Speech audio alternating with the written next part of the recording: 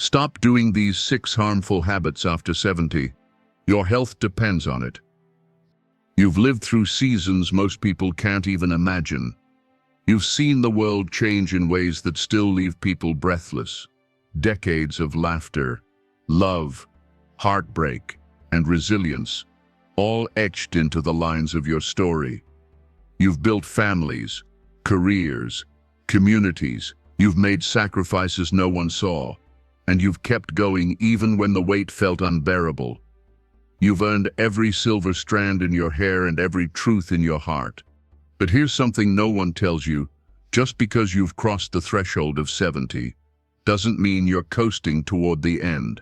In fact, if you're willing to look at a few things a little differently, if you're brave enough to challenge habits you didn't even know were holding you back, this can be the most powerful, fulfilling chapter of your life. See, no one really warns you about the quiet habits that start to sneak in after 70, the ones that feel harmless at first, the ones that seem justified by age or circumstance. Maybe it's skipping movement because your knees ache. Maybe it's pulling away from others because friendships have faded. Maybe it's accepting a little fogginess in your mind, calling it just age, and letting it slide. These habits don't shout, they whisper. But over time, they chip away at your vitality, your confidence, and your spark. And the cruel thing, most people won't say a word. Not because they don't care, but because they think it's normal. They expect you to slow down. They expect you to fade. But you and I both know you are so much more than what they expect. You don't need to be who you were at 40 or even 60, but you deserve to feel alive. Mentally, physically, spiritually. You deserve mornings that still feel meaningful. Conversations that light you up. Movements that make you feel grounded and strong. You deserve to carry your years with pride, not with resignation. This isn't about denying age. It's about honoring the truth that aging doesn't mean shrinking. It means choosing, even more deliberately, how you live. So today we're going to really talk about 6 common habits that may be quietly stealing your energy, your joy, and your strength. Not to criticize, not to shame, but to awaken, because you're still here, still breathing, still becoming. Let's make sure every moment ahead feels like it matters. Starting now. Number 1, ignoring the emotional weight of letting go. You know, the longer we live, the more we carry. And I'm not just talking about memories or responsibilities. I mean the weight that doesn't always show. The kind that settles quietly in your chest. The moments you never fully grieved. The words you never got to say. The regrets that still echo in the quiet hours of the night. There's this unspoken rule that once you reach a certain age, you're supposed to be the strong one, the wise one, the one who's moved on from pain. People look at you and assume you've figured it all out by now, that somehow the years have smoothed over the heartaches, the losses, the disappointments. But that's not always true, is it? Grief doesn't have an expiration date. Regret doesn't just dissolve with time. And letting go isn't something that happens on its own. It's something we have to do with intention, with gentleness, and often with great courage. Maybe you've lost someone. Maybe more than one someone. A partner, a friend, a sibling. Maybe you've never allowed yourself to fully feel that loss because life kept moving, and you felt like you had to, too. Or maybe it wasn't a person, but a version of yourself. Your younger self, the roles you used to play, the parts of your identity that slowly faded away when no one was looking. And maybe you're carrying a quiet guilt. Things you wish you'd said or done. Roads you didn't take. Mistakes that still make you wince when you think of them. You smile on the outside, but inside you wonder if you've made peace with it all, or if you've just learned how to push it deeper down. Here's what no one says enough. You are allowed to feel. You are allowed to grieve. You are allowed to still carry pain, even after all these years. But you are also allowed to let it go. Not by forgetting, not by pretending it didn't matter, but by releasing the hold it has on your spirit. Letting go doesn't mean you stop loving who or what you lost. It means you choose to carry it differently. You choose to honor it without letting it consume you. You create space, not to forget the past, but to invite in more peace, more ease, and more life. And the beautiful thing, it's never too late. I've spoken with people in their 80s and 90s who finally gave themselves permission to cry, to forgive, to write that letter they never sent, or to simply sit quietly and say that hurt, and I'm done carrying it like this. This kind of emotional honesty, it's not weakness, it's power. The kind of power that makes room for laughter again, for deep sleep, for quiet mornings that don't feel heavy. And if there's one thing I want for you, it's that kind of lightness. You've earned it. Number 2, isolating yourself from deep human connection. Let's be real. Loneliness can sneak up on you, and not the kind that comes from being alone. No, I mean the kind that happens even when you're surrounded by people. When conversations feel shallow, when visits get fewer and farther between, when you find yourself drifting further into your own world without even realizing it. After 70, it becomes easier to pull back. Friends move away or pass on. Family gets busy. You might not feel as mobile or energetic as you once were. And so slowly, without trying, your social world begins to shrink. You tell yourself it's normal. You tell yourself you don't need as many people. You get used to the quiet. But there's a difference between peaceful solitude and painful isolation. The truth is, we're wired for connection, no matter how old we are. And not just casual conversation. We need deep, meaningful, soul-feeding connection. We need to feel heard. We need to feel seen.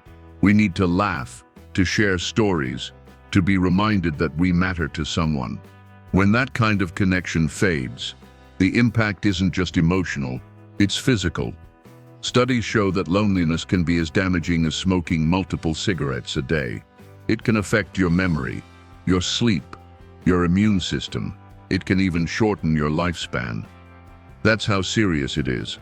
And yet people rarely talk about it. They assume this chapter of life is meant to be quieter, more isolated. But no, this is when your stories should be shared, not silenced. This is when your wisdom should be poured into the people around you. This is when you need people just as much as they need you.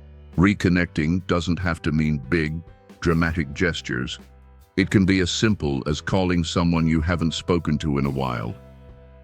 Writing a letter, joining a group, even a small one, where people gather to talk or create, or just share space. Volunteering, mentoring, visiting a community center, even sending voice notes to your grandchildren just to let them hear your voice. And maybe the scariest, most powerful step, letting people in emotionally. Not just talking about the weather or your latest doctor's appointment, but sharing something real, being vulnerable, letting someone know how you're really doing. Because when we share honestly, we remind others that they're not alone either. And that connection, it's healing. For both of you, you have so much more to offer than you think. Your stories, your time, your presence. These are gifts. Don't let the world convince you otherwise. You are not meant to disappear quietly. You are meant to connect, to inspire, and to feel deeply connected right now, exactly as you are. Number 3, dismissing the importance of movement. There's a quiet shift that happens when you reach a certain age. Your body starts speaking to you in new ways. Knees creak, back aches, joints feel stiffer in the morning than they used to. And little by little you start doing less, because moving hurts and resting feels easier. You tell yourself, I've earned the right to slow down. And you're right, you absolutely have. But here's the thing, slowing down doesn't have to mean stopping. Resting doesn't mean retreating. There's a dangerous myth out there that once you hit 70, exercise is more of a risk than a reward. that it's too late to build strength, or that movement should be minimal to avoid injury. But that idea, that belief, it's robbing people of their vitality. Your body still wants to move. It still needs to move. Not to look a certain way, not to prove anything, but because movement is life. It keeps the blood flowing, the muscles working, the brain firing. When you stop moving, your world gets smaller. Your independence shrinks. Your confidence starts to erode. And worst of all, your spirit begins to dim. But here's the good news. It doesn't take much to reignite that spark. Movement doesn't have to mean lifting weights or running laps. It can be a walk through the neighborhood while you soak in the sunlight. A slow, steady stretch while your favorite music plays in the background. A few minutes of chair yoga, or standing in the kitchen and swaying to an old tune that makes you feel 20 again. The key isn't doing it perfectly. The key is doing it consistently, every day, in small ways, telling your body, I'm still here. I'm still in this with you. You'd be amazed how quickly strength returns, how energy comes back. I've seen people in their late 70s take up Tai Chi and say they feel more grounded than they did at 50. I've watched folks in their 80s start gentle water aerobics and regain balance, sleep better, feel happier. And you know what else? Movement heals more than just the body. It moves emotions. It stirs up joy. It connects you to the rhythm of life again. When you move, you remember that you're still an active participant in your own life, not just an observer. So no, it's not about pushing yourself past your limits. It's about gently, lovingly leading yourself where you are. It's about saying, my body still matters. My life still matters. And I choose to move through it with intention. Number 4, eating out of habit, not wisdom. Food is funny, isn't it? It's more than just nourishment. It's memory, it's culture, it's comfort. The smell of bread baking might take you straight back to your mother's kitchen. A bowl of soup might remind you of a time when things were simpler, or when the people you loved were still around your table. But as powerful and emotional as food is, it's also a tool, a living, breathing ally in how you feel, how you think, and how you age. And here's something many people overlook. What your body needed at 40 is not what it needs at... But a lot of us keep eating the same way. The same salt, the same sugar, the same processed foods, the same portion sizes. Not because we're careless, but because it's what we know. It's familiar. It's easy. And let's be honest, changing eating habits after decades, that's no small thing. But this is where wisdom kicks in. Your body now is different.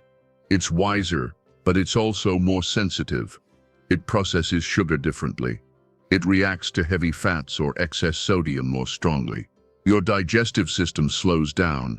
Your muscles need more protein to stay strong. Your brain needs hydration and clean fuel to stay sharp. Ignoring this shift doesn't just lead to extra pounds or sluggishness. It can affect everything from joint pain to memory to emotional well-being. You might feel foggy or fatigued and not even realize your food is part of the cause. This doesn't mean giving up the foods you love. It means upgrading the relationship. Eating more mindfully. Asking yourself, how does this make me feel? Not just in the moment, but hours later. Choosing foods that nourish, not just comfort. Adding more colorful vegetables, drinking more water, swapping out processed snacks for something simple and fresh. And maybe the most radical part, eating slowly, gratefully. Tuning in instead of tuning out. Because food isn't just fuel, it's a conversation with your body. A way of saying, I still care about you. You don't need to go on a diet. You don't need to count every calorie. But you do need to honor your body's new chapter. Listen to it. Feed it with kindness, not just convenience. Because when you eat with wisdom, something beautiful happens. Your energy rises, your skin glows, your mood lifts. Your days feel clearer, steadier, more vibrant. And isn't that the goal? To feel well in your own skin, to wake up feeling good, to move through your day with ease, to trust that your body is still on your side. That starts with what's on your plate. Number 5, letting the mind go unchallenged. Let's talk about the mind for a minute. That incredible, complex, one-of-a-kind machine that's carried your thoughts, your memories, your ideas, your creativity, all of it, through decades. It's navigated love, loss, hard decisions, beautiful moments. It's worked, really worked. But now a lot of people start to treat the mind like it's slowing down, like it's done its job and can quietly coast for the rest of the journey. My memory isn't what it used to be, they say. I'm just not as sharp, and they start handing over their mental energy to autopilot. Same routines, same conversations, same puzzles they've done 100 times. A little TV, a little news, a little small talk. And the mind, it starts to dull, not because it's old, but because it's underused. That's the tragedy. Not that the mind declines with age, but that we stop giving it reasons to stay awake. Because here's something beautiful. Your brain is still capable. It's still changing, still growing. It's called neuroplasticity. Your brain's ability to form new connections, build new pathways, and learn new things even in your 70s, 80s, 90s. That doesn't stop. Not unless you stop. So what are you feeding your mind right now? Are you challenging it? Are you curious? Are you creating anything? Stories, questions, art, music, poetry, plans? Or have you settled into mental stillness, where each day looks like the one before? The mind needs to be stretched. It needs to be asked to reach a little, to struggle a little. That's how it stays alive. It doesn't need perfection. It needs engagement. And that doesn't mean going back to school, unless you want to.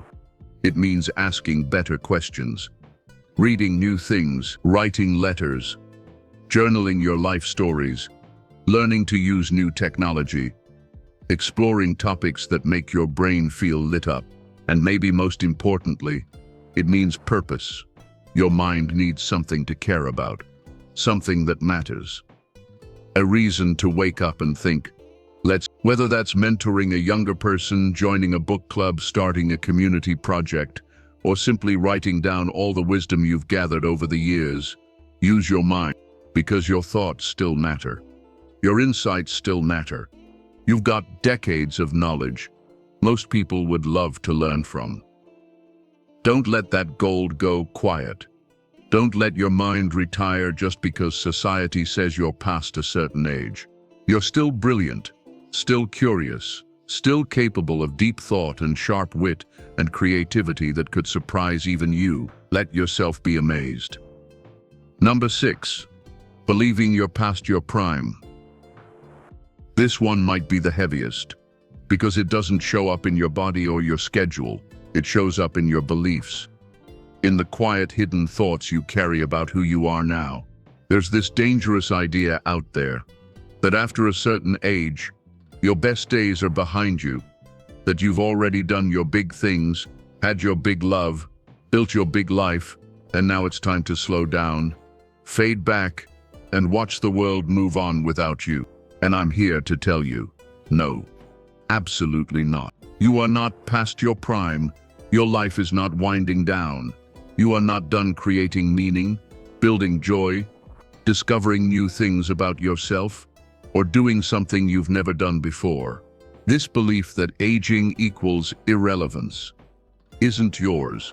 It was handed to you by a culture that worships youth and overlooks the deep, radiant power of experience.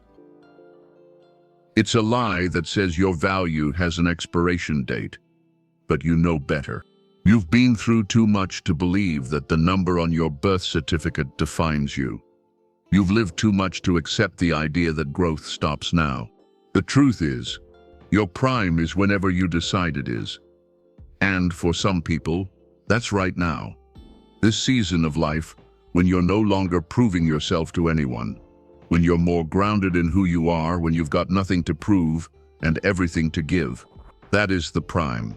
You can fall in love again, with life, with people, with new parts of yourself you never got to explore.